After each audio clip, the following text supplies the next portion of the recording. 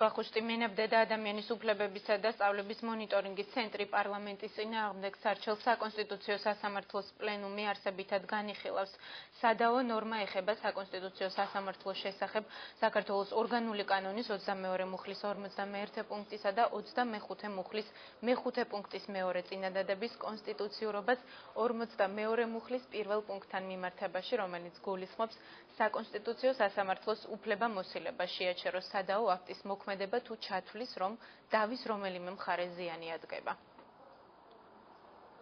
საქართველოს საკონსტიტუციო სასამართლოს შესახებ საქართველოს ორგანული კანონის 25 მუხლის მე-5 პუნქტი ადგენს საქართველოს საკონსტიტუციო სასამართლოს უფლებამოსილებას შეაჩეროს სადავო აქტის მოქმედება, თუ კი ჩათვლის, რომ სადავო აქტის მოქმედებამ შესაძლებელია გამოგწურებელი ზიანი მიაყენოს ერთ-ერთ მხარეს, ხოლო იმ შემთხვევაში, თუ კი სასამართლო მიიღებს ნორმის მოქმედების შეჩერებაზე გადაწყვეტილებას, მან აღნიშნულ საქმეზე გადაწყვეტილება მაქსიმუმ 45 დღის განმავლობაში უნდა მიიღოს. წინააღმდეგ შემთხვევაში, თუ კი ამ პერიოდის განმავლობაში არ მიიღოს გადაწყვეტილებას, გადაწყვეტილება ნორმის შეჩერების თაობაზე გაუქმდება. ორი ნაწილია აქ სადავო. პირველი დაუშვებელია ნორმის მოქმედების შეჩერებული ნორმის მოქმედება აღდგეს საკონსტიტუციო სასამართლოს მიერ საბოლოო გადაწყვეტილების გამოტანამდე.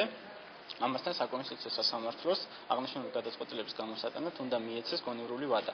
30 დღე საკონსტიტუციო სასამართლოს მიერ გადაწყვეტილების გამოსატანად არის აშკარად არაგონივრული, ვინაიდან საკონსტიტუციო სასამართლო წარმოება ხასიათდება განსაკუთრებული სირთულით.